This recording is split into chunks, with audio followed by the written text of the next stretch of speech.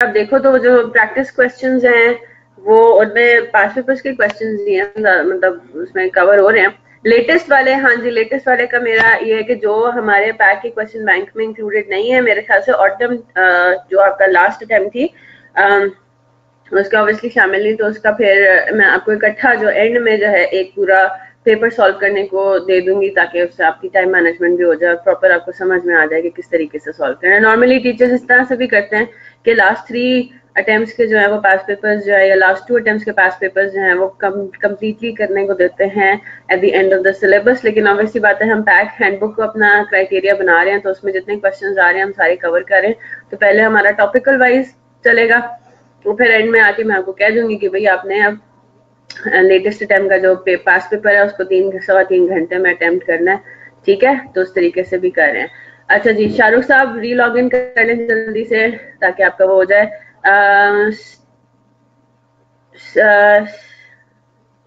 Sorry, Saturday and Sunday भी रख लें। नहीं, संडे को तो मैं अभी नहीं रखूंगी, वो बाद में देखेंगे, अगर जरूरत पड़ी तो हम रखेंगे, अदरवाइज नहीं, ठीक है। मेरे ख्याल से तो इतना हमारा कोई नहीं है।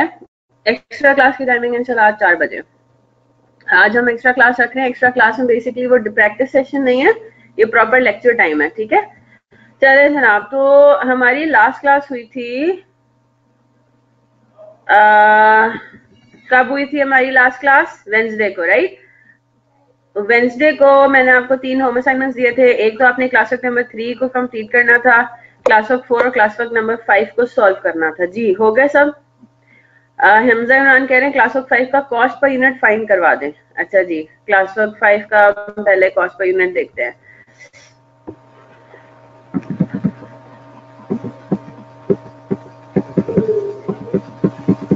क्लास वर्क 5 किधर गया?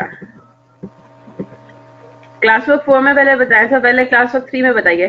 क्लास वर्क 3 में मैंने आपको प्रॉफिट स्टेटमेंट्स तो बता दिए थे, राइट। आपको सिर्फ क्या करना था, रिकंसाइल करना था डिफरेंस इन प्रॉफिट्स। हो गया? कोई मसला, कोई परेशानी, कोई टेंशन? ओके है। क्लास वर्क नंबर 4 पर आ जाए।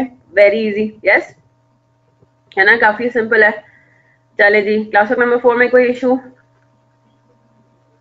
Apparently not, right. अब आते हैं क्लास वर्क नंबर 5 पे।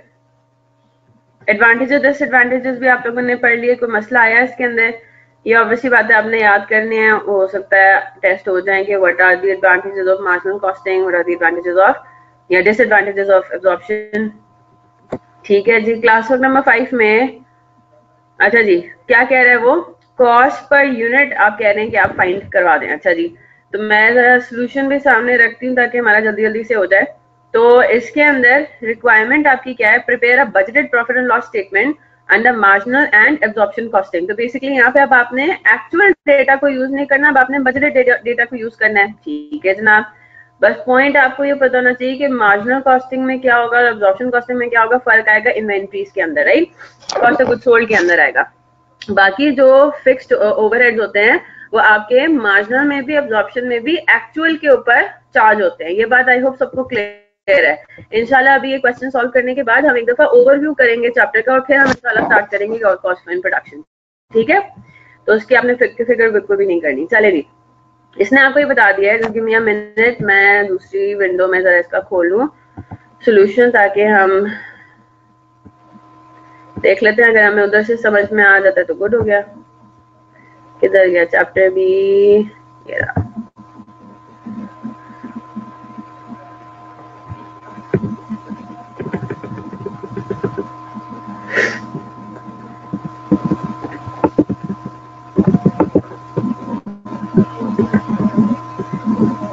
ये रहा क्लास वर्क नंबर 5, ठीक है।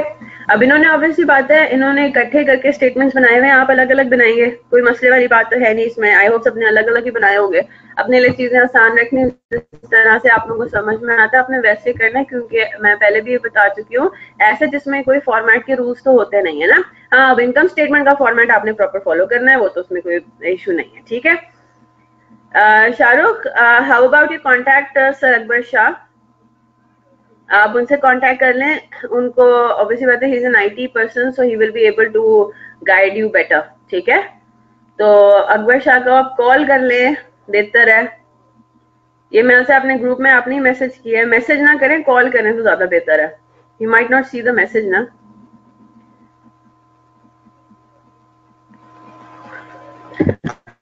चले जी, तो इधर आते हैं अपना। तो सबसे पहले तो यहाँ पे सेल्स के अंदर तो कोई इश्यू नहीं है। अब मेन मसला आपके पास डिफरेंस किस में आएगा, ओपनिंग स्टॉक के अंदर आएगा। ठीक है, आप रीलॉगिन भी करके देख लो। चलें जी, मार्जिनल और एब्जॉर्प्शन कॉस्टिंग में मसला बेसिकली किसका है, मसला डिफरेंस, मसला तो खैर नहीं कहेंगे, डिफरेंस करेंगे किसका, फिक्स्ड ओवरहेड्स का है ना। तो चलें जी, यहाँ पर आते हैं। रॉ मटेरियल पर यूनिट उसने आपको बता दिया, एक यूनिट में 5 किलो लगेगा एट द रेट ऑफ 60 पर केजी, तो टोटल डायरेक्ट मटेरियल कितना बनता है, 300 रुपीज है ना। तो 300 रुपीज का डायरेक्ट मटेरियल इधर भी आएगा, वेरिएबल कॉस्ट इधर भी आएगी। ठीक है जनाब। फिर उसके बाद आता है लेबर। लेबर में क्या हिसाब किताब है, अब इसके अंदर उसने आपको ये बता दिया। अच्छा, यहाँ पे हमने इंक्रीज भी तो लेके जाना है। अच्छा, इंक्रीज हम लेके जाएंगे ऑब्वियसली बात है क्लोजिंग इन्वेंट्री के अंदर। ठीक है, पहली बात तो ये कि ये जो उसने आपको कहा है कि it is budgeted to increase by 4%। चले मैं इसको एक काम करती हूँ, खुद ही प्रॉपर सॉल्व करवा देती हूँ। ठीक है, proper in the sense cost per unit की हम डिस्कशन करेंगे। तो पहली बात तो ये है कि ओपनिंग स्टॉक के अंदर हम क्या कहते हैं, opening stock will be valued at last years prices, है ना। यहाँ पे सबको बात क्लियर है ना।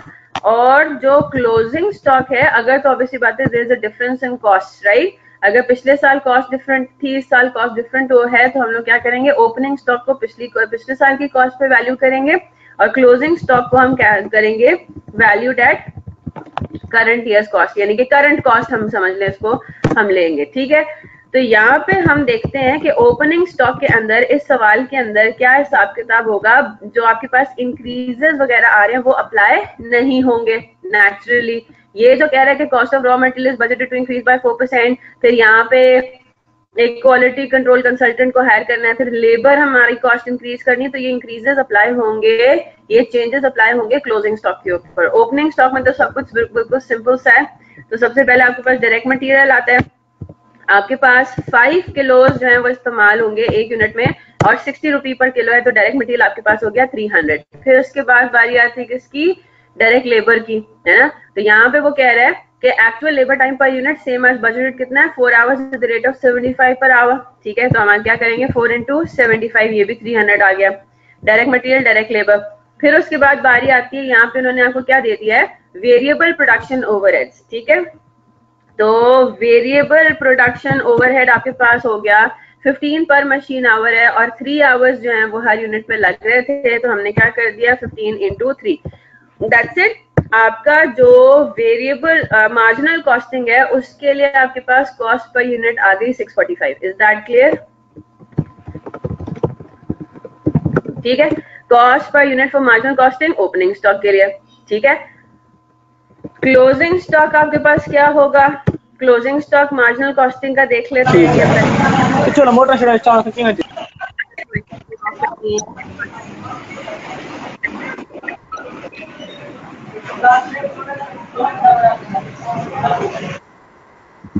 चले, क्लोजिंग स्टॉक के अंदर अब क्या होंगे, अब आपके पास सारे इंक्रीजेस जो है वो अप्लाई होंगे। वो क्या कह रहा है कि raw material is budgeted to increase by 4%। तो आने वाले साल का ओपनिंग स्टॉक तो पिछले यानी कि जो अभी साल गुजरा है उसके ऊपर वैल्यू हो गया, जो आने वाले साल का क्लोजिंग स्टॉक है अब उसके ऊपर जो जितने भी बजटेड इंक्रीजेस हैं वो हमने अप्लाई करे। तो क्या करेंगे, 300 रुपीज पर यूनिट था ओपनिंग स्टॉक, अब वो कह रहा है कि वो 4% से इंक्रीज होना है, यानी कि 312 पर यूनिट हो जाएगा डायरेक्ट मटेरियल।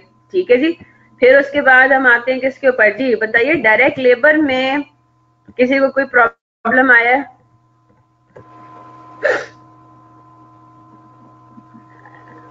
हाँ जी मुनीबा, प्रॉब्लम आया इसमें? ठीक है, चलो मैं इसको सॉल्व करवाती हूँ।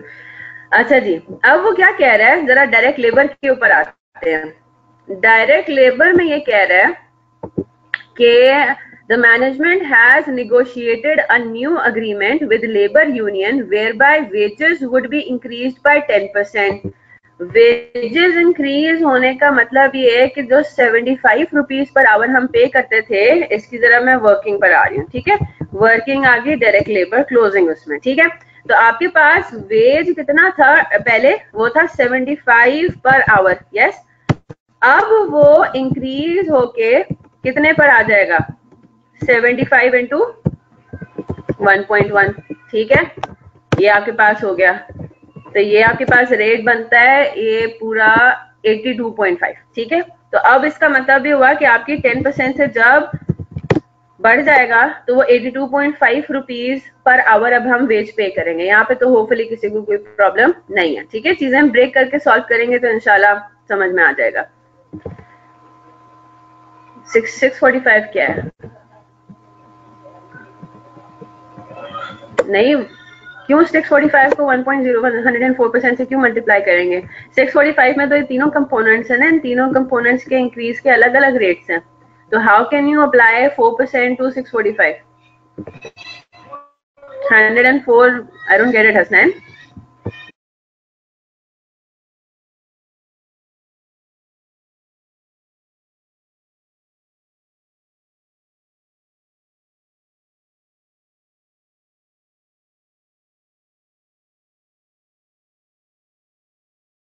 ये कहाँ से आपने निकाला?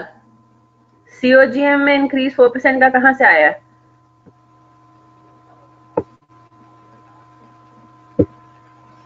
बेटा 4% सिर्फ रॉ मटेरियल का है।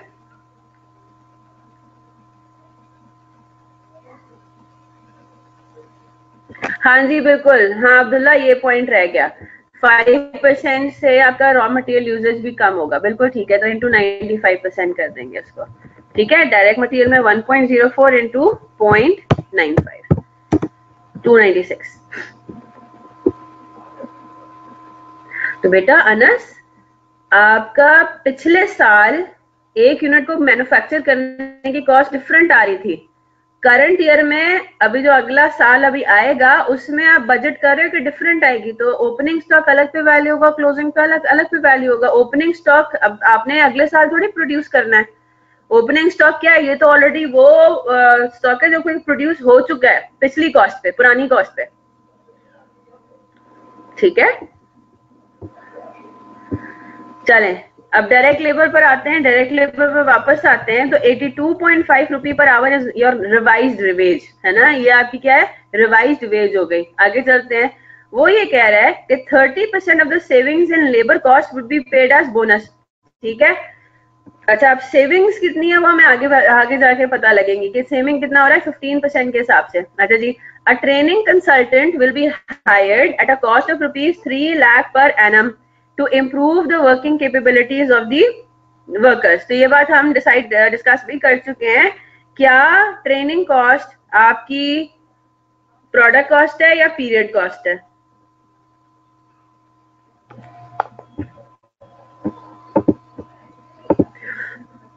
जो पीरियड कॉस्ट है ना, तो इसको तो नहीं आना। अब आगे चलते हैं।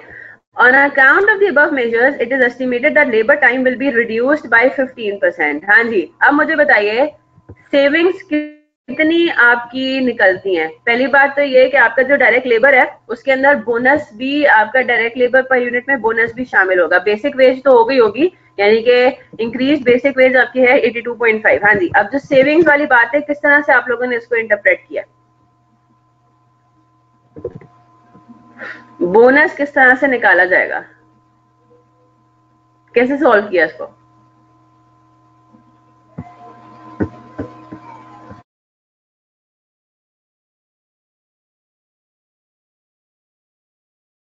दोनों साल की टोटल कंपेयर किए। अच्छा, कैसे Muniba?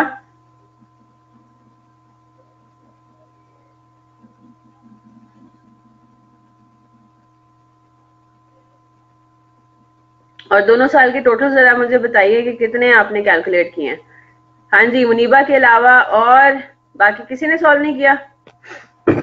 Time saved multiplied by basic wage. Samra, basic wage कौन सी, पुरानी वाली नई वाली?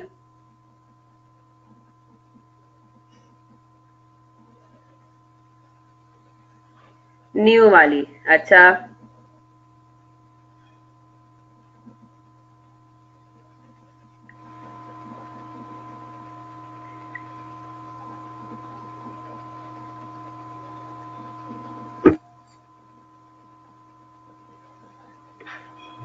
टाइम और वेज दोनों का इफेक्ट इकट्ठे लिया है, ठीक है जी।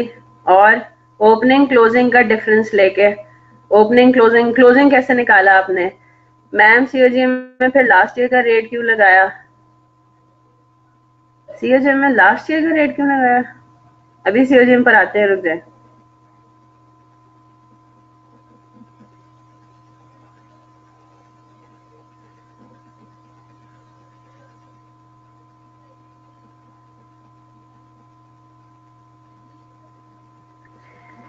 अच्छा जी, जी बिल्कुल, बोनस को तो ऐड करेंगे ना। चले जी, इधर आते हैं जरा वापस। तो हम जरा देखते हैं कि हमारे पास पर यूनिट लेबर कॉस्ट कितनी थी पुरानी, है ना। पर यूनिट लेबर कॉस्ट आपके पास पुरानी कितनी थी? आपको उसने क्वेश्चन में बता दिया कि एक यूनिट पे 4 घंटे लग रहे थे और 75 रुपी पर आवर, ये आपके पास नॉर्मल सिनेरियो, ठीक है। यानी कि 300 रुपीज पर यूनिट आपका चल रहा था। अब हम सेविंग निकाल रहे हैं, ठीक है। अब हम निकालते हैं per unit labour cost new. Anas हम अभी क्वेश्चन 5 सॉल्व कर रहे हैं ना बच्चे, तो क्वेश्चन 5 पे स्टिक करो ना, 3 की बात फिर बाद में करेंगे। जो क्वेश्चन स्टार्ट हो गया उसके ऊपर आ जाए। चलें जी, पर यूनिट लेबर कॉस्ट नई कितनी बनती है? अब हम वेज की बात कर रहे हैं, ठीक है। वेज की हम लोग सिर्फ बात कर रहे हैं। अब वो ये कह रहा है कि आपका जो टाइम रिड्यूस्ड है, it would be reduced by 15%, यानी कि अब आपके पास आपको 4 घंटे नहीं लगेंगे, बल्कि आपको कितने घंटे लगेंगे? 4 इंटू 0.85 कर लेते हैं ना। तो चलें 4 इंटू 0.85, अब टोटल टाइम आपको इतना लगेगा, ठीक है। और वो कह रहे हैं कि जो रेट है आपका वेज है वो दैट इज इंक्रीज बाय 10%, यानी कि अब आपके पास कितना हो गया? Multiplied by 82.5, yes. तो अब रुपी पर यूनिट के अंदर आपके पास ये हिसाब किताब बनता है, ठीक है। यानी कि आपके पास सेविंग पर यूनिट कितनी है? बेसिक वेज के अंदर सेविंग पर यूनिट आपके पास इतनी आ रही है। Is that clear? इट्स 19.5, ठीक है, रुपी पर यूनिट। तो इसमें उसने क्या कह दिया है, जो बोनस आपने लेना है पर यूनिट वो कितना है? इट्स 30%, है ना। 30% ऑफ द सेविंग्स। तो 30% इंटू 19.5, तो ये अप टू 2 डेसिमल प्लेसेस कितना बन जाएगा? 5.85। Is that clear? यही आ रहा है। तो आपके पास total direct labour per unit, अब आपको ये बात हम लेबर में करवा चुके हैं, ठीक है। हम लेबर में करवा चुके हैं कि 14.85 आ रहा है। एक second, just give me a minute. 14.85 किस तरह से आया इनका? नहीं, 14.85 तो बोनस की फिगर है ना बेटा। 5.85 आ रहा है मेरा, डिफरेंट आ रहा है इनका। क्यों डिफरेंट आ रहा है? लेबर इन्होंने लिया है, लेबर तो वही है 280.5, है ना। हमारा लेबर जो बेसिक वेज है per unit that is 280.5। Labour incentive cost कितनी है? 30% इंटू 4 इंटू 0.15,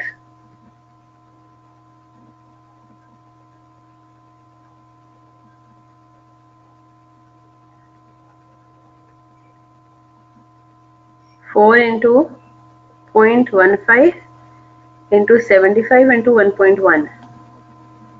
अच्छा, इन्होंने सेविंग के ऊपर डायरेक्टली ले लिया ना। अच्छा, इन्होंने सिर्फ टाइम सेव्ड पे लगाया, ठीक है ठीक है ठीक है। इन्होंने सिर्फ टाइम सेव्ड के ऊपर लगाया, ठीक है ना। Just give me a minute.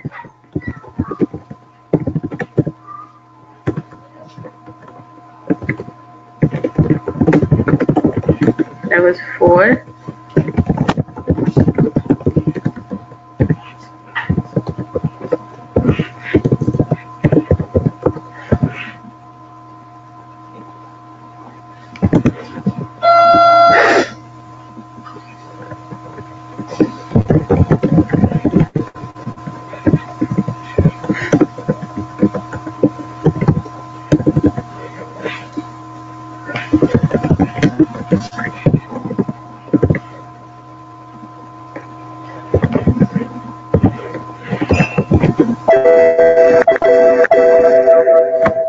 एक सेकेंड ना,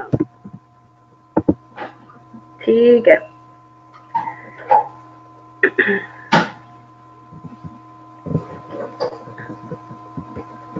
ठीक है, इन्होंने फोकस किया है सिर्फ और सिर्फ टाइम सेव्ड पे, बट इन माय ओपिनियन इनका टोटल उस पे आना चाहिए। एक मिनट, मैं जरा ये क्वेश्चन पहले डिस्कस कर लूं कि इन माय ओपिनियन थोड़ा डिफरेंट यहाँ पे सोल्यूशन होगा। ठीक है, मेरे हिसाब से सोल्यूशन इसका यहाँ पे डिफरेंट होना चाहिए।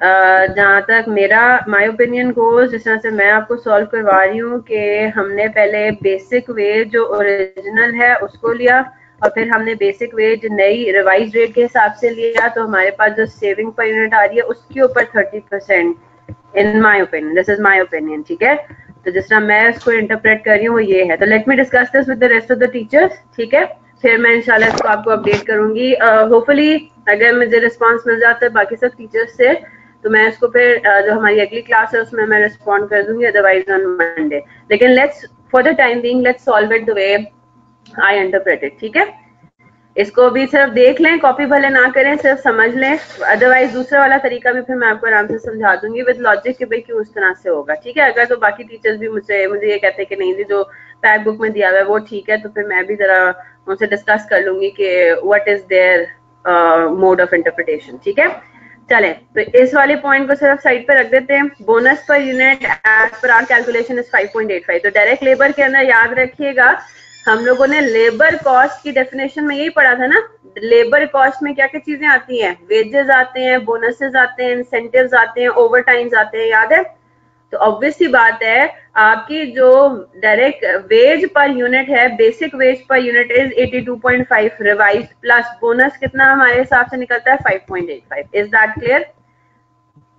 ठीक है, बाकी फिर मेरे ख्याल से किसी भी चीज में ऐसा कोई प्रॉब्लम नहीं है। तो रिवाइज जो हमारा लेबर पर यूनिट है that is 88.35।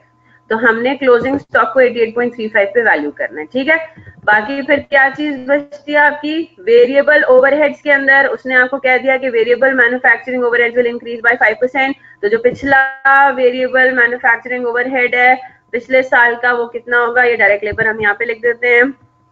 Again this is debatable now. ठीक है, तो इसको मैं जरा रेड में कर देती हूँ हाईलाइट कि ये भी कंफर्म हमारा इंशाल्लाह हो जाएगा। ठीक है, तो वेरिएबल ओवरहेड का वो कह रहा है कि इट विल इंक्रीज बाय 5%। जो दूसरी बात कर रहा है वो तो फिक्स प्रोडक्शन ओवरहेड की बात कर रहा है। ठीक है, तो वो अभी हमारा काम नहीं होगा। अब बताइए कोई और प्रॉब्लम इसके अलावा? सिर्फ इसी में डायरेक्ट लेबर में मसला आ रहा था। मार्जिनल कॉस्टिंग के अंदर आपके पास ये हिसाब किताब बन गया। ठीक है, अच्छा, और ये क्वालिटी कंट्रोल कंसल्टेंट की क्या है, ये भी हमारी वेरिएबल कॉस्ट का पार्ट बन जाएगा ना, है ना। ये भी हमारी वेरिएबल कॉस्ट का पार्ट बनेगा ₹2 पर केजी। तो जितना हम रॉ मटेरियल खरीदेंगे उतना ज्यादा जो है आपको क्वालिटी कंट्रोल को पे करना पड़ेगा। ठीक है, तो क्यूसी पेमेंट कितना है, 2 पर केजी है। तो मुझे बात बताइए रॉ मटेरियल एक यूनिट में कितना नए बेसिस पे कितना यूटिलाइज होगा। 5 किलो पहले इस्तेमाल होता था एक यूनिट में, अब वो रॉ मटेरियल की यूजेज 5% से कम भी होगी, है ना। तो इसका मतलब ये हुआ कि अब एक यूनिट में कितना रॉ मटेरियल यूज होगा, 0.95, है ना। और उसके ऊपर हर किलो पे 2 रुपए पे करने पड़ेंगे क्वालिटी कंट्रोल कंसल्टेंट को। ये वाली वर्किंग समझ में आ गई? तो हमारे पास एक्चुअली क्वालिटी कंट्रोल की जो पेमेंट है वो भी बेसिकली आप समझें कि डायरेक्ट मटेरियल का ही पार्ट बनेगी, है ना। तो 5 इंटू मैं इसको मैंने अलग से कर दिया, कोई बात नहीं, 0.95 इंटू 2। Is that clear? तो अब आपके पास जो टोटल वेरिएबल कॉस्ट है क्लोजिंग स्टॉक को वैल्यू करने के लिए correct to 2 decimal places it is 441.5। जी जनाब, इसमें सिर्फ डायरेक्ट लेबर की हमारी फिगर जो है वो डिफरेंट आ रही है, बाकी आपकी वही है। ठीक है, एवरीथिंग एल्स इज सिमिलर। अब बताइए, ये बात हम वेंसडे को डिस्कस कर चुके हैं। क्वालिटी कंट्रोल कर, मुझे बात बताइए प्रोडक्ट कॉस्ट बनने के लिए क्या क्राइटेरिया हमने पढ़ा हुआ है इन्वेंट्रीज IS2 के अंदर। All other cost necessarily incurred to bring the inventory to the present location and condition. Arsalan आप ही के सवाल का जवाब दे रही हूँ, है ना। All cost necessarily incurred to bring the asset to the present location and condition, present location being the factory, present location being raw material की बात कर रहे हैं, तो raw material से relate कर रहे हैं ना ये quality control inspection जो है। तो present condition means usable in the manufacturing process, right? तो this is an unavoidable cost। जब तक आप quality control, you have to go through the quality control inspection, है ना। quality control inspection होगी उसके बाद ही purchase होगा, yes or no, है ना। अगर कोई चीज आपने परचेज करनी है और वो क्वालिटी कंट्रोल के अंदर नहीं जाएगी तो इसका मतलब इट विल बी रिजेक्टेड, ठीक है ना। तो ये प्रोक्योरमेंट से इसका ताल्लुक है। तो अब मुझे बताइए कि इसमें क्या ये this is an unavoidable cost necessarily incurred to bring the asset to the present location and condition, is that clear Arsalan? तो आप उस क्राइटेरिया को जज करते हो ना। अगर तो ये क्वालिटी कंट्रोल इंस्पेक्शन होती है परचेज करने के बाद, after the inventory comes into the warehouse, तो फिर ये डायरेक्ट मटेरियल का पार्ट नहीं बनेगा। फिर वो डिबेटेबल है कि क्या वो फिनिश गुड इन्वेंट्री की हमारी कॉस्ट पर यूनिट का पार्ट बनता है, नहीं बनता, एटलीस्ट वो डायरेक्ट मटेरियल में नहीं जाएगा। फिर ये हम कह रहे हैं, ये मैंने आपको अभी बता दिया कि एक्चुअली डायरेक्ट मटेरियल के अंदर ऐड होना चाहिए था, मैंने इसको अलग से ऐड कर दिया, कोई मसले वाली बात नहीं, क्योंकि हमें वैसे ही अल्टीमेटली पर यूनिट ही निकालना है, ठीक है। So this is our direct material cost. This is a part of our direct material. This is a part of our cost of purchase of raw material. ठीक है। Product cost बनेगी Arsalan, period cost कहाँ से? यही तो हमारी बात हो रही है। This will be a product cost, not period cost. I hope this is a typing error. Ji, product cost लिखना चाह रहे थे ना आप? ये हमारी प्रोडक्ट की कॉस्ट बनेगी। जी अरसलान कंफर्म कर दें, आपने पीरियड कॉस्ट लिखा है, आपका मतलब प्रोडक्ट कॉस्ट ही था ना? हाँ, नहीं, अगर आफ्टर परचेज इनकार होती है तब भी ये प्रोडक्ट की कॉस्ट का ही पार्ट बनेगी, लेकिन वो एटलीस्ट डायरेक्ट मटेरियल में नहीं आएगा, फिर वो प्रोडक्शन ओवरहेड्स में हम लेके जाएंगे उसको, फिर वो फिनिश्ड गुड्स के क्राइटेरिया पे फुलफिल होता है ना, फिर वो रॉ मटेरियल की कॉस्ट ऑफ परचेज का पार्ट नहीं बनता, फिर वो फिनिश्ड गुड्स का, हाँ, it will be a cost necessarily incurred to bring the finished goods into a saleable condition. नहीं जनाब, मैंने स्क्रीन शेयर की हुई है, सबको नजर आ रही है चारों, बाकी सब क्लास ले रहे हैं, आपके साथ भी मसला आ रहा है अपेरेंटली। मैं आपका चेक कर लेती हूँ कि आपकी कई इंडिविजुअल सेटिंग्स में मसला तो नहीं है। मेरा नहीं ख्याल इस तरह से होता है कि मैं इंडिविजुअली किसी को ऑफ कर दूं, नहीं, आपका तो कोई स्पेशल नहीं हुआ होगा, आप बल्कि 2 आईडी से लॉग इन हुए हुए हो।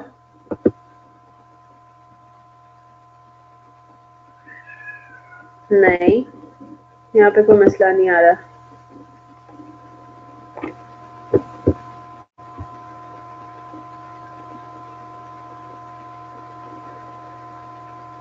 नहीं जनाब, नॉन प्रोडक्शन कॉस्ट नहीं होगी आफ्टर परचेज अगर होता है। अच्छा, उसकी वजह भी सुन लें। देखें, 2 चीजें हैं ना, इधर देखिए जरा, फिनिश्ड गुड्स में क्या क्या चीजें जाती हैं। एक तो जाता है रॉ मटेरियल की कॉस्ट ऑफ परचेज, है ना, प्लस लेबर कॉस्ट, है ना, direct labour plus conversion cost, yes और नो, है ना। अभी जो हम बात डिस्कस कर रहे हैं वो ये डिस्कस कर रहे हैं कि जो क्वालिटी कंट्रोल की कॉस्ट है, ठीक है, मेरी बात गौर से सुनिएगा सारे, जो क्वालिटी कंट्रोल की कॉस्ट है, it will be your raw material purchase cost, is that clear, है ना। जो क्वालिटी कंट्रोल की कॉस्ट है, it will be your raw material की परचेज कॉस्ट का पार्ट बनेगी, क्योंकि this is an unavoidable cost necessarily incurred to bring the raw material into the present location and condition.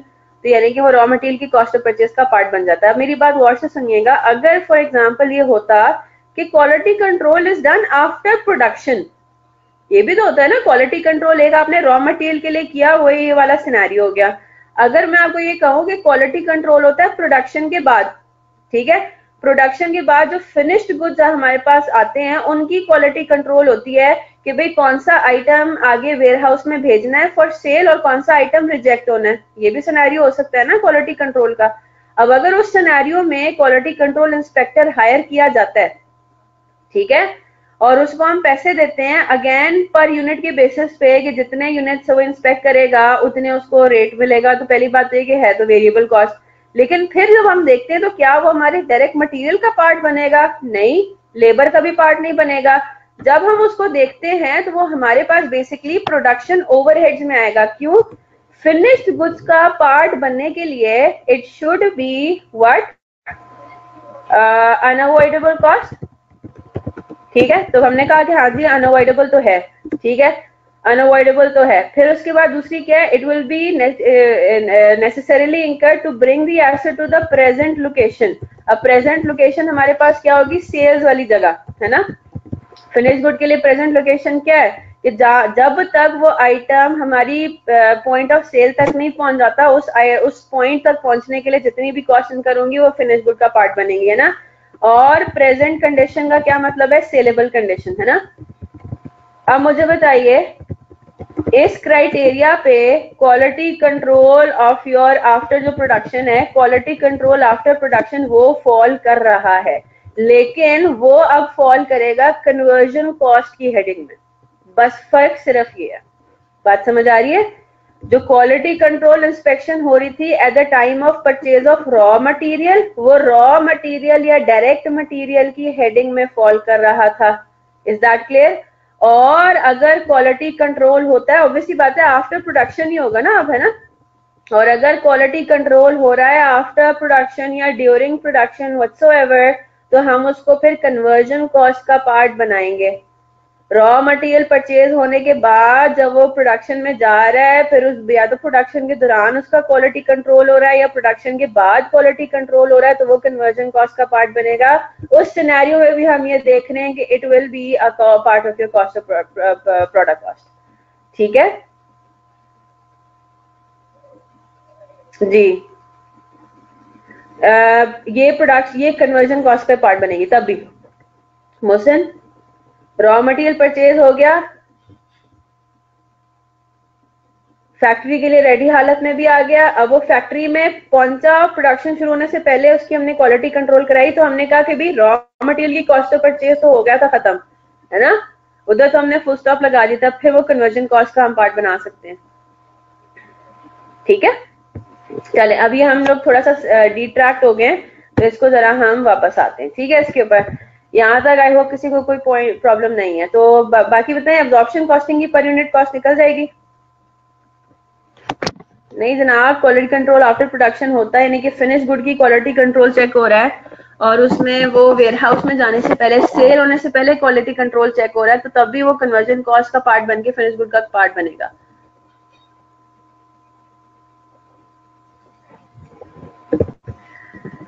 अच्छा जी, एब्जॉर्प्शन कॉस्टिंग में बाकी सारी चीजें तो सेम होगी ना मार्जिनल कॉस्टिंग की।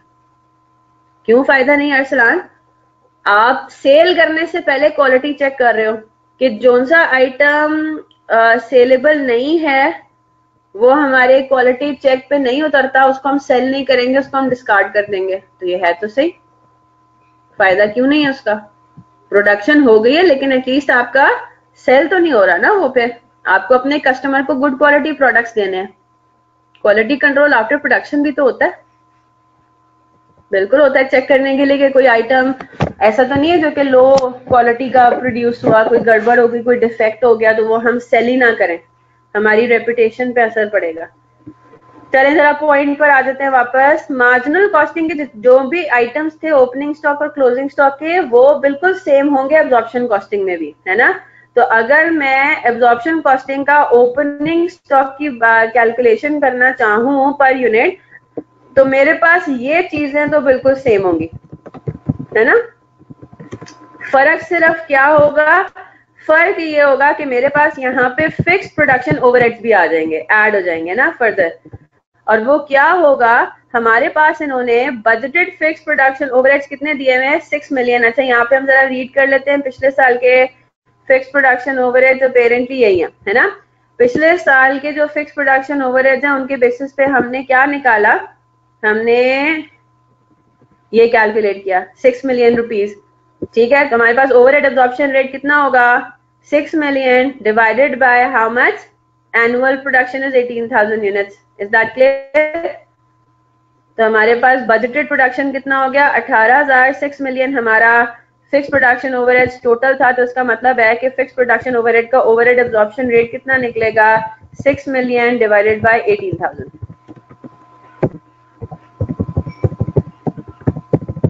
हाँ जी, कितना आ रहा है, 333.333। ठीक है, तो अब हमारे पास जो रिवाइज्ड ओपनिंग स्टॉक की फिक्स्ड वो वेरिएबल जो पर यूनिट कॉस्ट होगी वो होगी इतनी। Is that clear? फर्क सिर्फ इसका है ना, बाकी सारी चीजें सेम होंगे। तो इधर आपने सिर्फ ओवरहेड एब्जॉर्प्शन रेट ऐड कर दिया। Is that clear?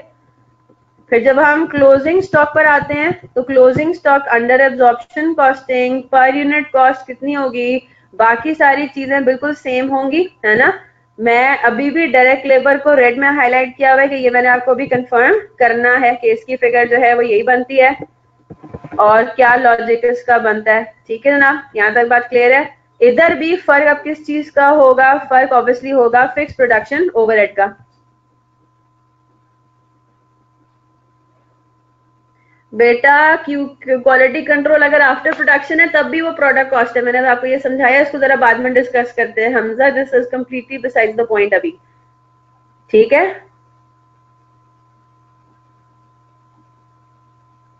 हाँ जी सबीना, आप बिल्कुल सही कह रहे हो। यहाँ पे इन्होंने जो कैलकुलेट किया ना, इन्होंने जो कैलकुलेशन किया है वो टाइम के बेसिस पे कैलकुलेशन किया। मैं जो कैलकुलेशन कर रही हूँ वो मैं टोटल कॉस्ट के बेसिस पे कैलकुलेशन कर रही हूँ बोनस की।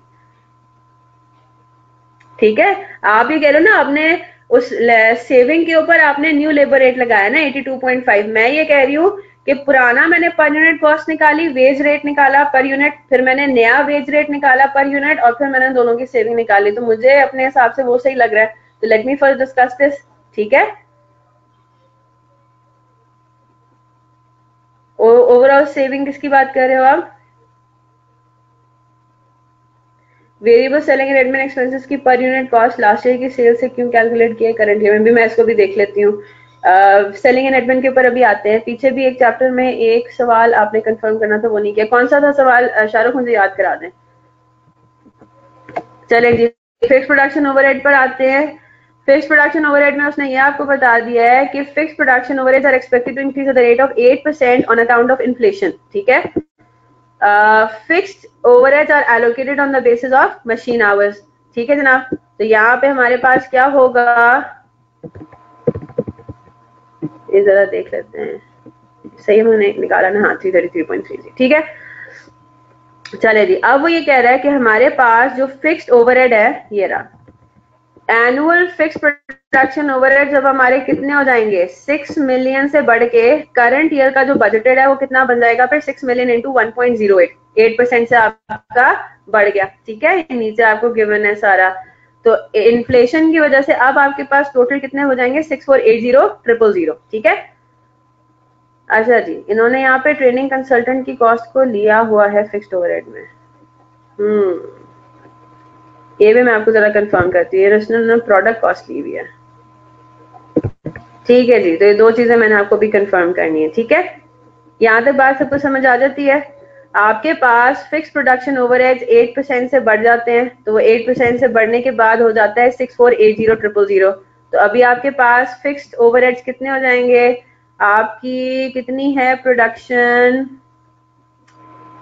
किधर लिखा हुआ है ये प्रोडक्शन का, कुछ बताया हुआ इन्होंने? प्रोडक्शन के यूनिट्स हमें निकालने हैं ना, प्रोडक्शन के यूनिट्स हमें कैलकुलेट करने पड़ेंगे क्योंकि उन्होंने करंट ईयर की बजटेड प्रोडक्शन नहीं बताई हुई। हमें ओपनिंग स्टॉक पता है, हमें क्लोजिंग स्टॉक के यूनिट्स पता है, हमें सेल्स के यूनिट्स पता है, हम प्रोडक्शन इन यूनिट्स भी निकाल सकते हैं। ये बात सबको क्लियर होगी थी? इसमें किसी को कोई प्रॉब्लम आया? ठीक है, ओपनिंग यूनिट्स हमें गिवन थे, क्लोजिंग यूनिट्स हम कैलकुलेट कर सकते थे, सेल्स हमें पता थी, हम प्रोडक्शन यूनिट्स निकाल सकते हैं कि बजटेड प्रोडक्शन करंट ईयर के कितने हैं 22,150। तो ये वाला पॉइंट भी मैं आपको क्लियर कर दूंगी अभी कि ये इन्होंने स्टाफ ट्रेनिंग कॉस्ट क्यों लिया हुआ है यहाँ पे। ठीक है, ट्रेनिंग कंसल्टेंट की कॉस्ट को उन्होंने फिक्स प्रोडक्शन ओवरहेड का पार्ट बनाया हुआ है, क्यों बनाया हुआ है इसको भी मैं आपको कंफर्म कर दूंगी आफ्टर डिस्कशन, क्योंकि again in my opinion staff training should not be a part of your product. ठीक है, प्रोडक्ट कॉस्ट का पार्ट नहीं बनी चाहिए। चले जी, तो आपके पास उस हिसाब से कितना बनता है? अगर हम अज्यूम करें कि 6480,000 डिवाइडेड बाय 22,150, तो अब हमारे पास रिवाइज फिक्स प्रोडक्शन ओवरहेड कितना बन जाता है? मेरी कैलकुलेशन के हिसाब से it's going to be 6480,000 divided by 22,150।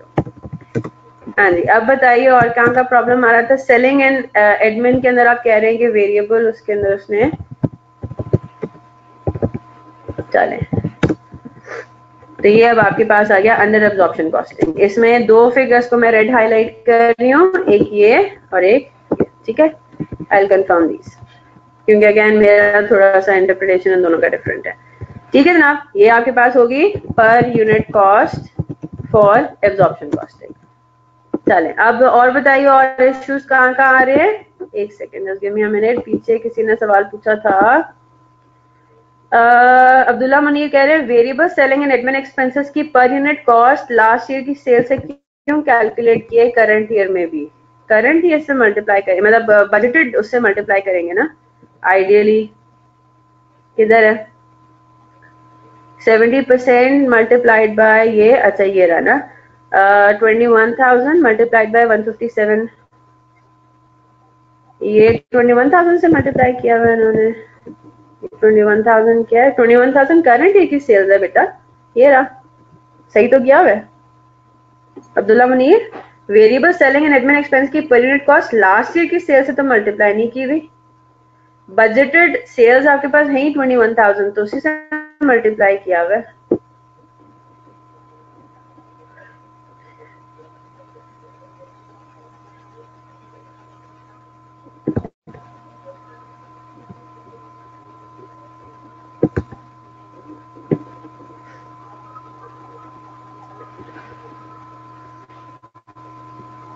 Divide उसने 19,000 से किया है, पर यूनिट निकालने के लिए किया होगा उसने। किधर किया 19,000 से? ये आप कह रहे हो ना, तो ये पर यूनिट कॉस्ट निकालने के लिए किया है ना। अब वो ये कह रहा है आपको, इधर देखें कितना है सेलिंग एंड एडमिनिस्ट्रेशन ओवरहेड्स, ये पिछले साल की बेसिकली कॉस्ट है ना। इधर देखें जरा अब्दुल्ला, इधर देखिए जरा, 10 मिलियन रुपए जो है वो सेलिंग एंड एडमिनिस्ट्रेशन ओवरहेड्स थे टोटल में।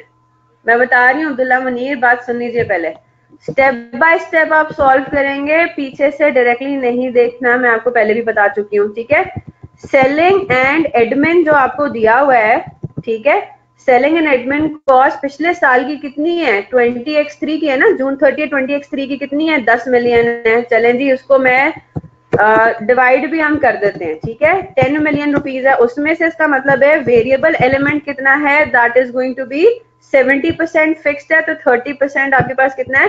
10 into 0.3, ये आपके पास हो जाएगा वेरिएबल। यस, 3 मिलियन आपके पास वेरिएबल हो गया, फिक्स्ड आपके पास हो गया 7 मिलियन। यहां तक बात क्लियर हो गई। अब हम आ जाते हैं किसके ऊपर? करंट के ऊपर, बजटेड के ऊपर आ जाते हैं ना। उसने आपको ये बताया है कि इधर वेरिएबल का कुछ उसने बताया हुआ नहीं, वेरिएबल उसके अंदर कोई चेंज नहीं आ रहा है ना। वेरिएबल और fix selling and administration overhead में कोई ऐसा चेंज नहीं आ रहा। यस और नो?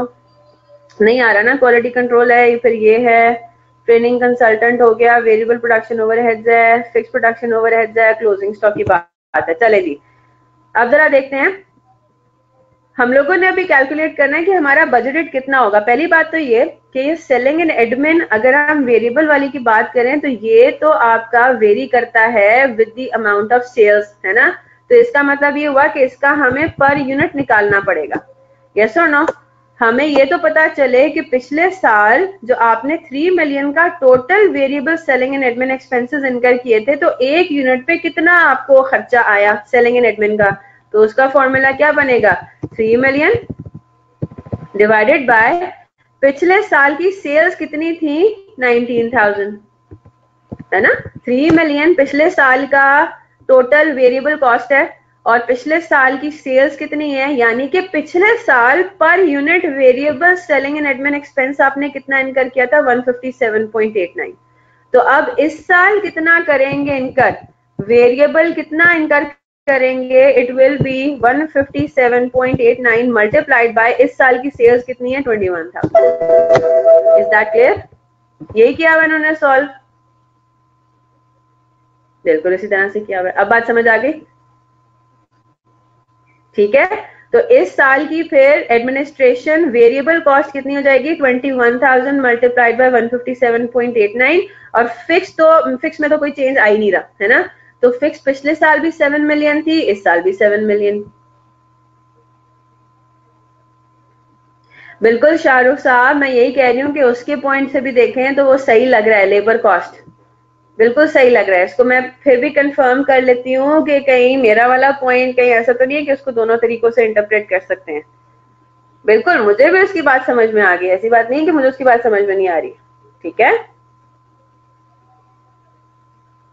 हाँ जी, is that clear? Selling and admin के अंदर कोई प्रॉब्लम तो नहीं है अभी?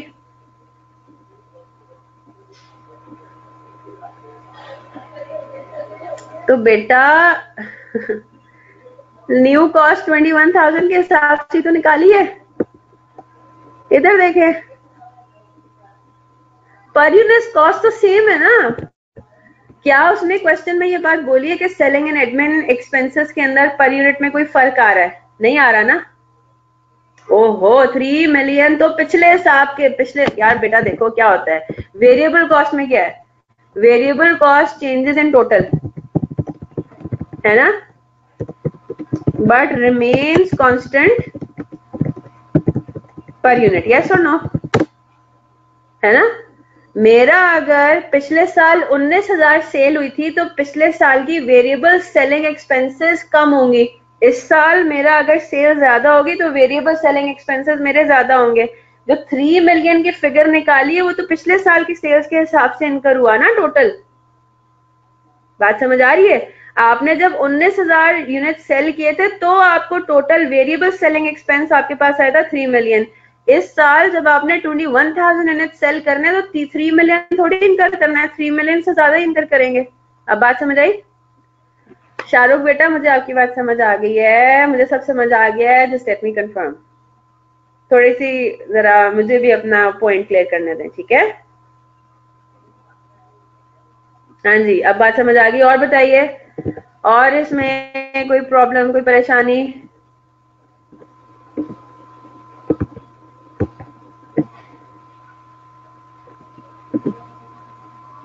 हाँ जी, और बताइए, इसमें कोई मसला इस वाले पॉइंट के अंदर? क्लास ऑफ 5 में इसके अलावा इसके अंदर मुझे दो चीजें आपको कंफर्म करनी है, प्लीज मुझे टाइम दीजिए, आज नहीं तो मंडे को आई कंफर्म के पीछे वाला सब चीजें सही हैं या उसमें कोई डेविएशन भी हम एक्सपेक्ट कर सकते हैं।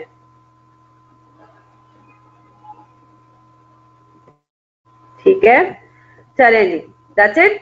अब आपके पास ये क्वेश्चन मुश्किल नहीं था, इसमें बेसिकली इंटरप्रिटेशन का सारा खेल है, वरना तो बहुत आसान है, समझा? चलें आगे चलते हैं। अब आपके पास आज के जो होम असाइनमेंट है उसको जरा नोट कर लीजिए। मार्जिनल एंड एब्जॉर्प्शन कॉस्टिंग के जो प्रैक्टिस क्वेश्चंस हैं, practice question number 1, practice question number 2 and practice question number 3, 3 ही सवाल है, ठीक है? और ये तीनों सवाल आपके home assignment for the weekend है। Already done? चलें ठीक है, 3 ही है जी, बिल्कुल 3 ही है, क्योंकि आज हम कॉस्ट फ्लो इंट्रोडक्शन देखते हैं कि हम लोग किसी सवाल तक पहुंचते नहीं पहुंचते।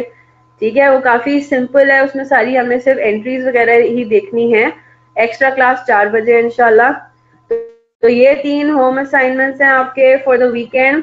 और अभी कितने हो रहे हैं? 11 बजने वाले हैं। चले मैं ऑफिशियली 3 मिनट में सिर्फ अपना नया चैप्टर स्टार्ट करने से पहले उसको क्या करती हूँ, इस पूरे चैप्टर को वाइंड अप जरा हम करते हैं। ऑब्वियसली बात है, मैं कुछ लिखवा नहीं रही, सो पेन्स डाउन, सिर्फ मेरी बात गौर से सुनेंगे सारे, ठीक है? Marginal and absorption costing related है टू आवर ओवरहेड्स का चैप्टर, ठीक है? ओवरहेड्स के अंदर हमने जो चीजें पढ़ी थी वो थोड़े से बर्ड्स आई व्यू से पढ़ी थी, है ना, थोड़े से हमने मैक्रो लेवल पे पढ़ी थी। जब हम मार्जिनल एंड एब्जॉर्प्शन कॉस्टिंग में आते हैं तो फिर हमें ओवरहेड्स का बाइफर्केशन हमने किया वेरिएबल एंड फिक्स्ड में भी जाके, है ना। ओवरहेड्स के चैप्टर में जब हम ओवरहेड्स पढ़ रहे थे तो उसमें हम फिक्स्ड और वेरिएबल को अलग अलग करके नहीं देख रहे थे, क्योंकि फिक्स्ड और वेरिएबल को अलग अलग करने की जरूरत यहाँ पे पड़ती है आपकी एब्जॉर्प्शन कॉस्टिंग के अंदर, है ना। एब्जॉर्प्शन कॉस्टिंग के अंदर हमें फिर पता चलता है, मार्जिनल कॉस्टिंग के अंदर हमें आइडिया होता है कि अच्छा ओवरहेड्स को भी फर्दर पार्ट्स में ब्रेक करना है, वेरिएबल ओवरहेड्स जाना है मार्जिनल एब्जॉर्प्शन दोनों में, लेकिन फिक्स्ड ओवरहेड्स ने सिर्फ और सिर्फ एब्जॉर्प्शन के अंदर जाना है, तो उधर हमें फिर फर्दर ब्रेक करने की जरूरत पड़ती है। अब मेरी बात गौर से सुनिएगा, ओवरहेड्स के अंदर नॉर्मली वेरिएबल ओवरहेड्स में बजटेड से डेविएशन नहीं आता रेट पर यूनिट में, है ना, और टोटल में भी, ठीक है। ओवरहेड्स के अंदर नॉर्मली डेविएशन आता है फिक्स्ड ओवरहेड्स के एलिमेंट में, ठीक है। तो जब हम ओवरहेड्स के चैप्टर में ओवर और अंडर अप्लाइड की कैलकुलेशन कर रहे होते थे तो ठीक है, हम टोटल ओवरहेड्स के बेसिस पे ओवर या अंडर अप्लाइड निकालते थे ना, उसमें तो हमने बाइफिकेशन नहीं करते थे ना। हम क्या निकालते थे, हम निकालते थे टोटल अप्लाइड ओवरहेड्स, है ना। उसके अंदर हम क्या करते थे, वेरिएबल और फिक्स्ड का एक ही ओवरहेड रेट टोटल निकाला, उसको मल्टीप्लाई कर दिया बेसिस से, है ना।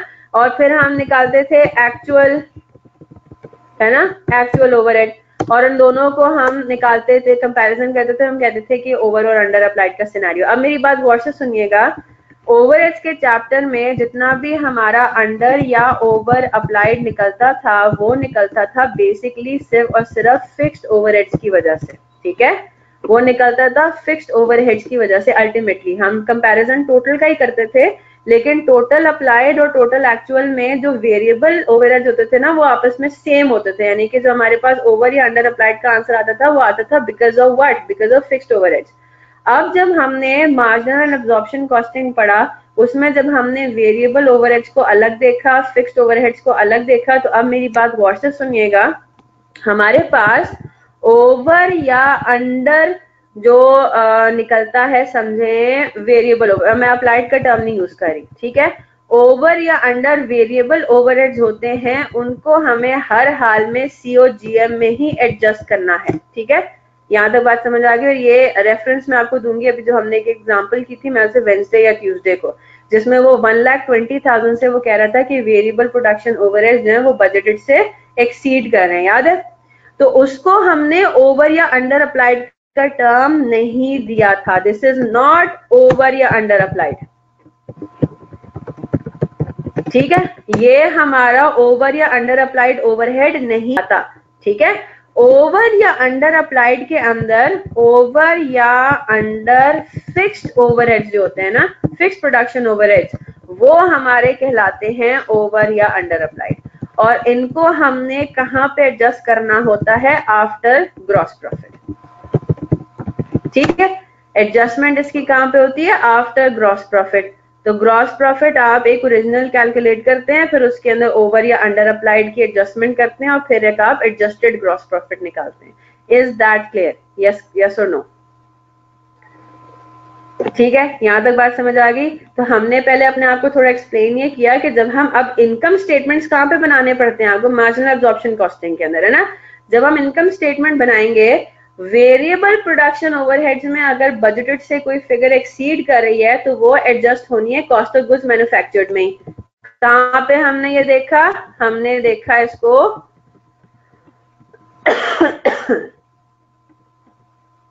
ये रे क्लास वर्क नंबर 3 में, ठीक है।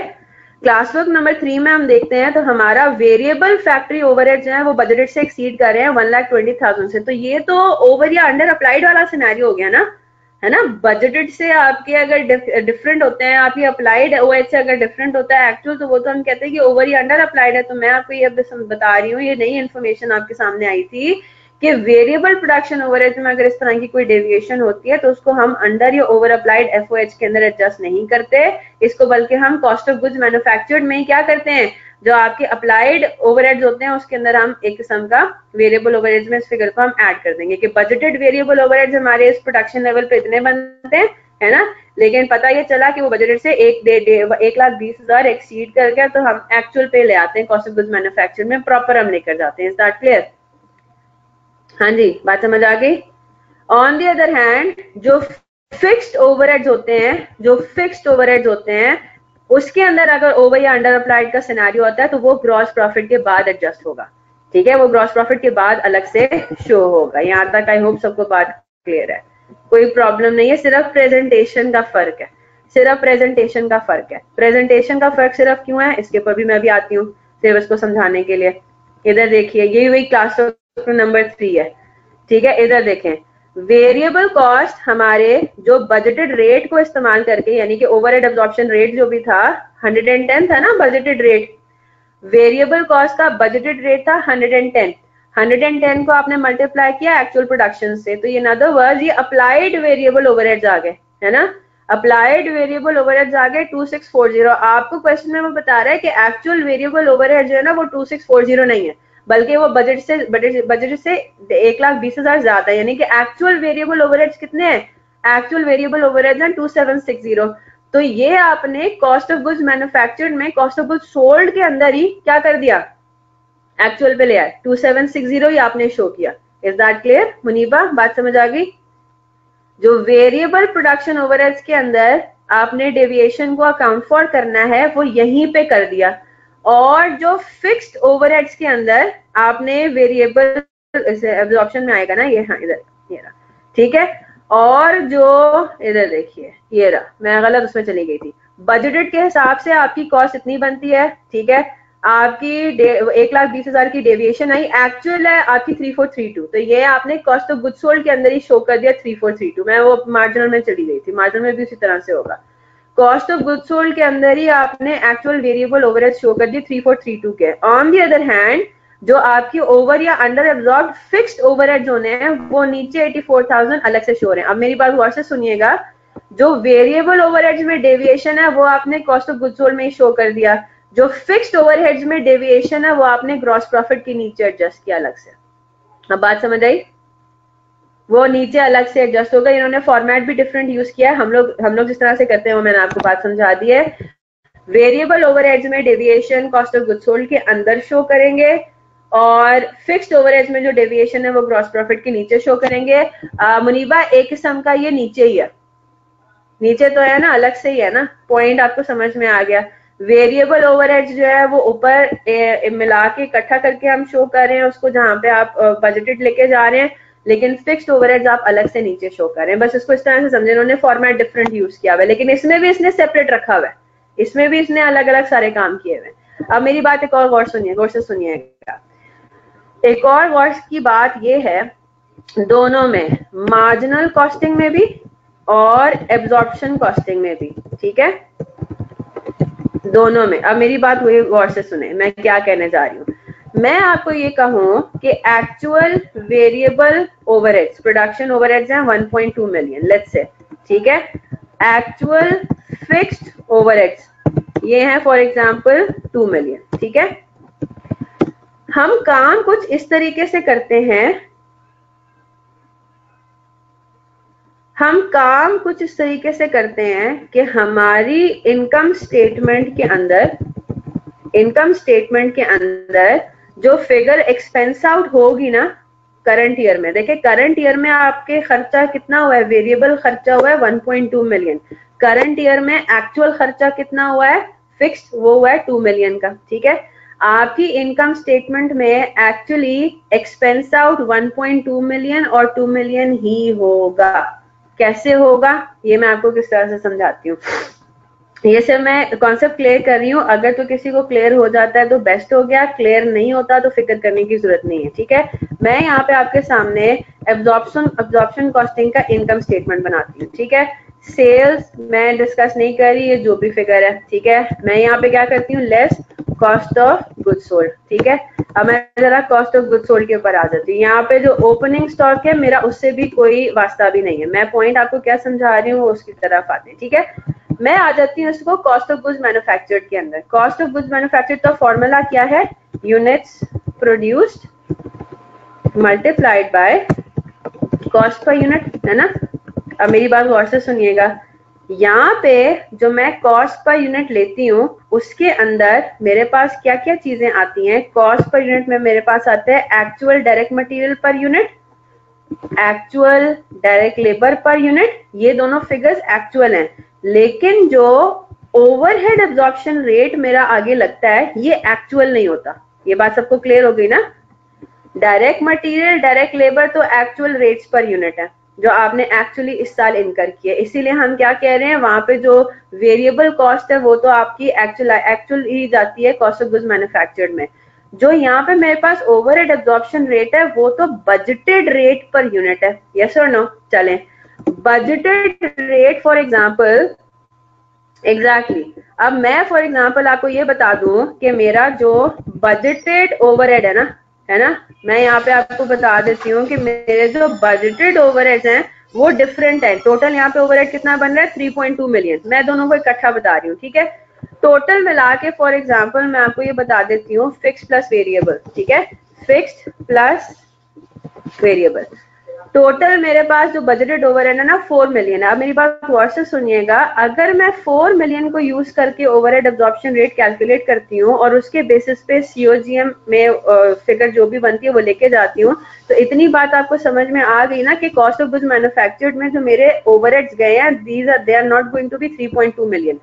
ये बात समझ में आ गई सबको?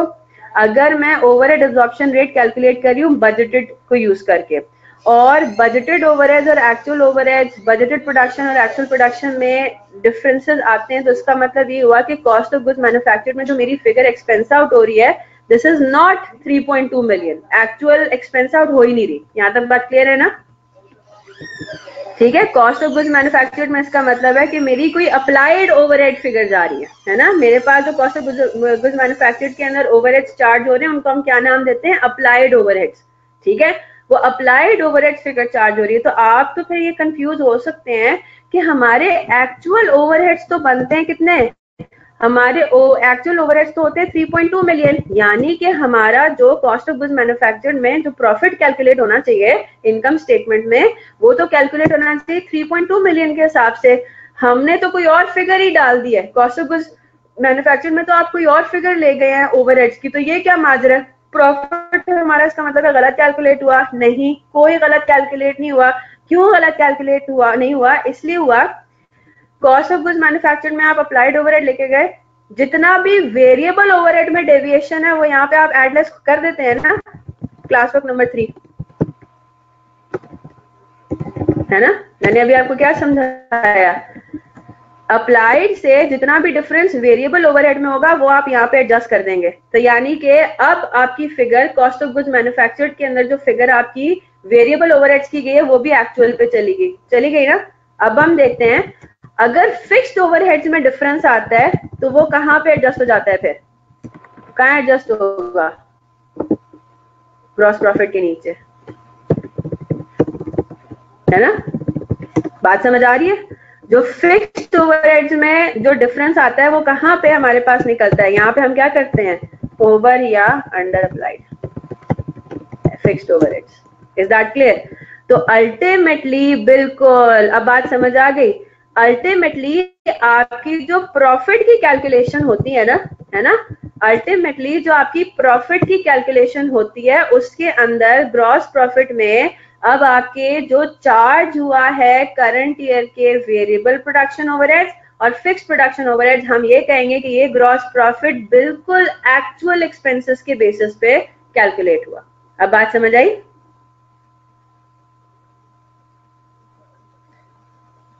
मोशन हम सेपरेटली कैलकुलेट कर चुके हैं। सेपरेट ओएआर कैलकुलेट कैसे करेंगे? एक ओएआर कैलकुलेट करना होता है तो फॉर्मूला क्या बनता है? Budgeted total overheads divided by budgeted basis. अब अगर आपने वेरिएबल ओवरहेड्स का ओएआर निकालना है तो क्या लेंगे? Budgeted variable overheads divided by budgeted basis. Variable fixed overheads divided by variable basis. इसमें क्या मसला है? गड़बड़ क्या है?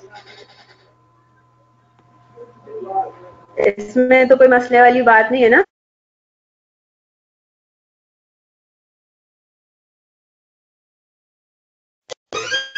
पॉइंट बस मेरा सिर्फ ये था कि आप लोगों की अगर ये बात आपको समझ में नहीं आ रही ना तो उस पर ज्यादा ध्यान मत दें, टाइम वेस्ट ना करें। ये मैं आपको सिर्फ समझाने के लिए, पूरा ओवरव्यू एक किस्म का देने के लिए कि आप actually marginal costing absorption costing में हो क्या रहा है। ठीक है, समझ में नहीं आता, लेट इट बी, एग्जाम आपका पास हो जाएगा। आपने जिस तरह से भी हम जिस तरह से सॉल्व करते आ रहे हैं इसमें मोर और लेस चीजें ना स्टैंडर्डाइज्ड हैं। ठीक है, इस चैप्टर में चीजें मोर और लेस स्टैंडर्डाइज्ड हैं। आपको पता है आपसे क्या पूछा जाएगा? आपसे मार्जिनल कॉस्टिंग एब्जॉर्प्शन कॉस्टिंग के अंदर इनकम स्टेटमेंट बनाने को कहा जाएगा। रूल्स क्या है? अगेन रिपीट कर रही हूँ, रूल्स क्या है? सेल्स की फिगर मार्जिनल एब्जॉर्प्शन दोनों में सेम होगी। ठीक है, ओपनिंग स्टॉक के अंदर डिफरेंस आएगा मार्जिनल एब्जॉर्प्शन कॉस्टिंग में, है ना। मार्जिनल कॉस्टिंग में direct material, direct labour, variable production overheads लेके जाने। एब्जॉर्प्शन कॉस्टिंग में direct material, direct labour and all overheads लेके जाने। ठीक है, जिसमें से फिक्स्ड ओवरहेड्स जो है वो बजटेड के ऊपर बेस करेगा। ठीक है, तो वो आपने ओपनिंग स्टॉक वैल्यू कर दिया। कॉस्ट ऑफ गुड्स मैन्युफैक्चर्ड में भी डिफरेंस आ जाएगा। ठीक है, कि मार्जिनल कॉस्टिंग में वेरिएबल ओवरहेड्स सिर्फ जाना है और एब्जॉर्प्शन कॉस्टिंग में उसमें हमने फिक्स्ड ओवरहेड पर यूनिट भी लेके चले जाना है। ठीक है, तो ऑब्वियस बात है सीओजीएम के अंदर भी डिफरेंस आएगा। फिर क्लोजिंग स्टॉक की फिगर्स में भी दोनों में डिफरेंस आएगा। एक ही वजह से डिफरेंस आ रहा है, उधर हम फिक्स्ड ओवरहेड्स लेके नहीं जा रहे, इधर हम लेके जा रहे हैं, मार्जिन में नहीं लेके जा रहे, एब्जॉर्प्शन में लेके जा रहे हैं, बस सिर्फ एक ये फर्क है, बाकी हर कंपोनेंट सेम होगा। ठीक है, जब हम इस तरह से कैलकुलेशन करते हैं तो जाहिर सी बात है प्रॉफिट्स में भी फिर फर्क आएगा।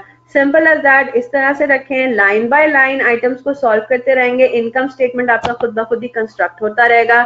एंड में एक और रिक्वायरमेंट क्या बनती है कि आपने फिर प्रॉफिट्स की रिकंसिलिएशन बनानी है। प्रॉफिट्स की रिकंसिलिएशन भी बनेगी, आपको पता है दो फॉर्मेट्स मैंने आपको सिखा दिए हैं, दोनों फॉर्मेट्स में से या तो वो स्पेसिफाई कोई कर देगा कि कौन सा फॉर्मेट यूज करना है, नहीं करेगा तो जो भी आपको आसानी लगती है वो कर लें। ठीक है, शाहरुख साहब रहने दें, नहीं समझ में आ रही, लेट इट बी, तो मैं सिर्फ आपको बहुत ज्यादा अंदर कॉन्सेप्ट में आपको मैं लेके गई हूँ। ठीक है, यहाँ पे पॉइंट सिर्फ ये था कि हमारा अल्टीमेटली ओवरहेड्स जो हैं एब्जॉर्प्शन कॉस्टिंग में, अल्टीमेटली ओवरहेड्स आपके एक्चुअल ही चार्ज होते हैं, इवन दो पहले कैलकुलेशन आप करते हो बजटेड रेट को यूज करके। ठीक है, तो आपकी अल्टीमेटली इस एडजस्टमेंट की वजह से, आपकी ये वाली जो एडजस्टमेंट है इसकी वजह से वेरिएबल ओवरहेड्स भी फिक्स्ड एक्चुअल के बेसिस पर आ जाते हैं, और इस एडजस्टमेंट की वजह से फिक्स्ड ओवरहेड्स भी आपकी एक्चुअल लेवल पर आ जाते हैं। तो अल्टीमेटली जो ग्रॉस प्रॉफिट कैलकुलेट होता है उसमें आपके 3.2 मिलियन ओवरहेड्स ही चार्ज हुए होंगे टोटल। ठीक है, पॉइंट मेरा सिर्फ ये था, 3.2 मिलियन के बेसिस पे ही आपका प्रॉफिट कैलकुलेट हुआ होगा। अच्छा जी, क्लास ऑफ 5 में मैं आपको ओपनिंग स्टॉक की वर्किंग दिखा देती हूँ।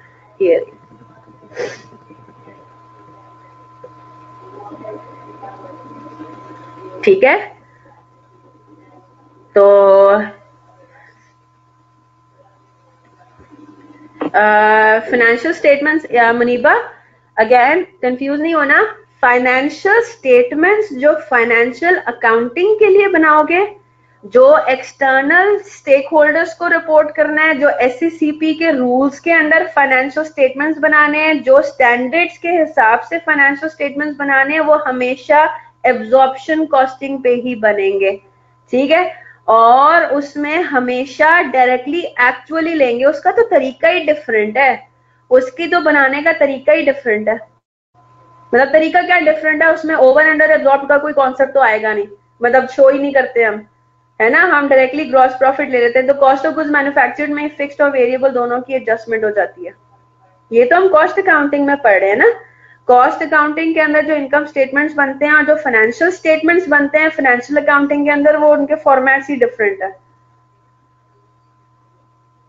एक्स्ट्रा क्लास में इंशाल्लाह टेस्ट भी डिस्कस होंगे और हम कॉस्ट फ्लो इन प्रोडक्शन भी स्टार्ट करेंगे।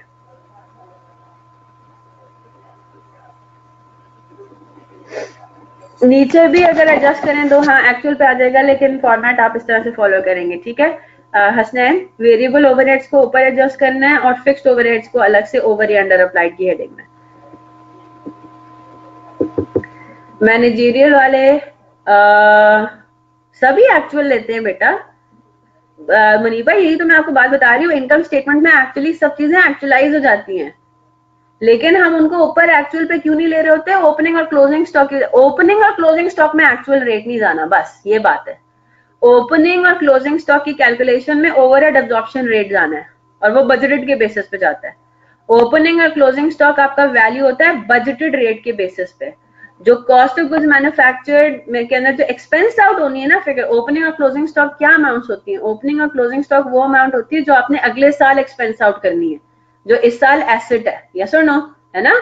ओपनिंग और क्लोजिंग स्टॉक तो एसेट्स की फिगर है, जो एसेट्स की फिगर है उसके अंदर तो ओवरहेड एब्जॉर्प्शन रेट के बेसिस पे जाएगा, बजटेड रेट के बेसिस पे जाएंगे ओवरहेड्स, लेकिन जो इस साल एक्सपेंस आउट हुए हैं ना वो एक्चुअल पे जाएंगे, ये बात है बस। तो इस वजह से हम ये सारे एक्सपेंसेस एक्चुअलाइज ही हो जाते हैं, एक्सपेंसेस एक्चुअलाइज होंगे, ये बात याद रखिएगा।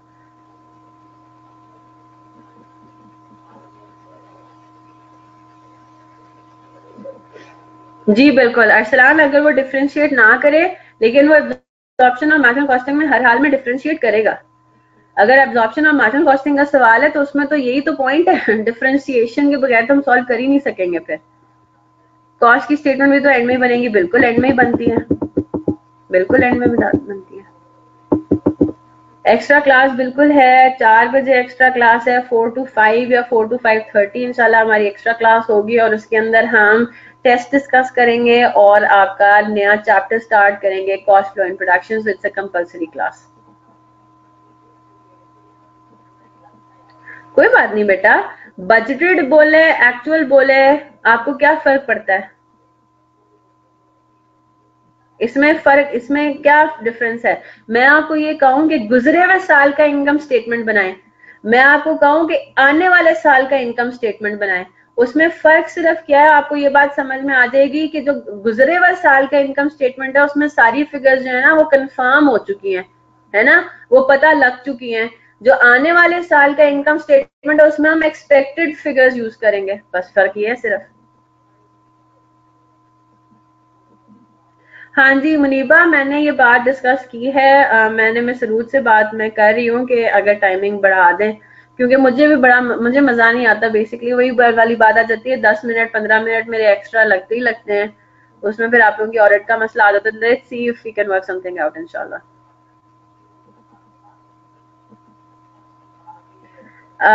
FAR2 के साथ एक्सचेंज कर लो, FAR2 के बाद आप लोगों की क्लास नहीं होती, या 9:30 से स्टार्ट कर लूं, ये हो सकता है 9:30 से अगर मैं स्टार्ट कर लूं, है ना, ये भी हो सकता है, चलने देखते हैं। अब बहुत स्लो तो नहीं चल रहे, ऑब्वियसली बात है, CCP से थोड़ा पीछे चल रहे हैं, लेकिन वो हमेशा इसी तरह से होता है। स्पीड अप हम इंशाल्लाह हो जाएंगे। 4 चैप्टर्स नहीं हुए, 5 हुए हैं, अगर आप बैक क्वेश्चन बैंक को भी देखें।